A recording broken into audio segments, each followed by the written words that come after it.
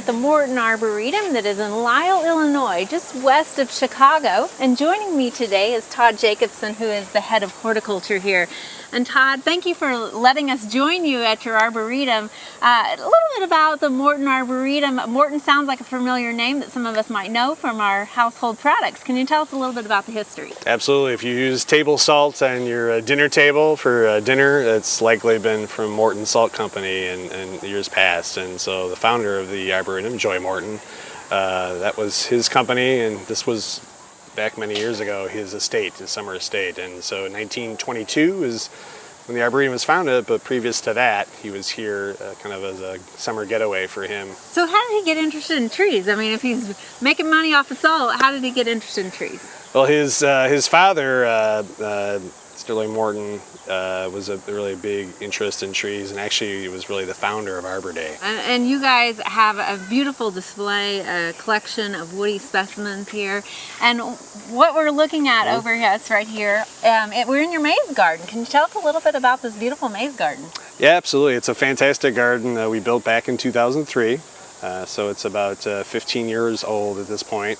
About 1 acre in size. That's huge. Absolutely. You get lost in here. Absolutely. Easily. And it takes us typically about 3 days, 3 half days probably, to come through and actually fully trim everything. We do that twice a season. But different from most maze gardens, this is actually a mixed bag of plants in here versus your typical monoculture plantings. So this is predominantly yews. These are Japanese yews or upright yews. But then we also have some other evergreens that are called arborvitae, that are emerald green arborvitae, and again, upright forms. And then the rest of the plants that are not evergreen, those kind of form kind of deciduous or plants that lose their leaves, rooms, pockets in each section of the maze. And that kind of allows people to kind of learn about some new plants, maybe subliminally, but then also comes in and kind of breaks up the monotony of just, 5,000, evergreen shrubs. And so it's really a fantastic plant to learn about fantastic garden to learn about plants, but also the kids love it. It's just a great adventure for them. So just beyond us, we see even more shrubs, and is that the original shrub or hedge garden? Yeah, that's our original hedge garden. We term it nowadays the hedge collection, but nevertheless it's the same. And this garden has been around since the late 1920s, and it's kind of evolved over the years. We probably have our oldest plants in there currently, probably dating back to the 1940s. And so it's really divided up into two sections. This section we're looking at here, this is our upper terrace. These are plants that are informally pruned and sheared, meaning they're not really sheared tightly into kind of a square or rectangular form, but they're really just kind of headed back in cuts, usually with pruning shears versus head shears. And that's done a couple times, maybe 3 times a year. And then on the other side, we have, which you can't see in sight right now, is our formally sheared area, which are kind of similar to what you see here in the maze garden.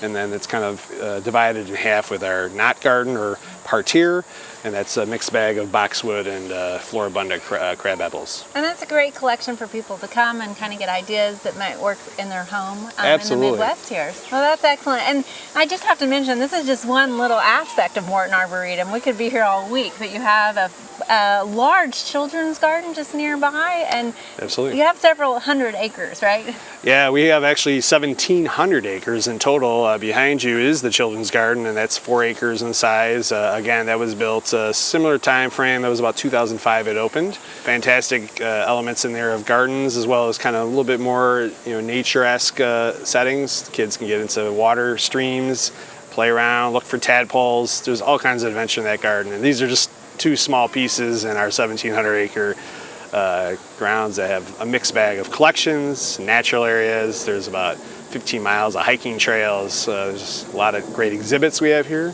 Speaking of exhibits, I want to mention the one that's currently going on. I mean, a lot of them change over time and stuff, but currently you have a Guardian exhibit. Can you tell us a little bit about that? Yeah, these are our troll exhibits here, which are fantastic pieces that were built by a gentleman from Denmark who came in here and was kind of using reclaimed wood. He brought in pieces of wood, whether it's material from our grounds, maybe dead plant material, woody plant material incorporated into the pieces, used old recycled pallets, everything to kind of create these giant trolls. And we've got 7 in total on the grounds that are spread throughout. And so it's really kind of a whimsical adventure when you kind of have to find these guys, and they're kind of thought to be kind of the guardian of the Arboretum and kind of overlooking. And we have one that kind of overlooks our interstate, which is a fun one, very popular for people to come and see. So we encourage everyone to come out and see them. They're a lot of fun and kind of add to the mystique of the Arboretum with all the interesting plants we have. Well, I heard it's a 7-mile hike to see them all, or you can drive, but we better get started. You better. Thank you for sharing all of this with us. You're welcome.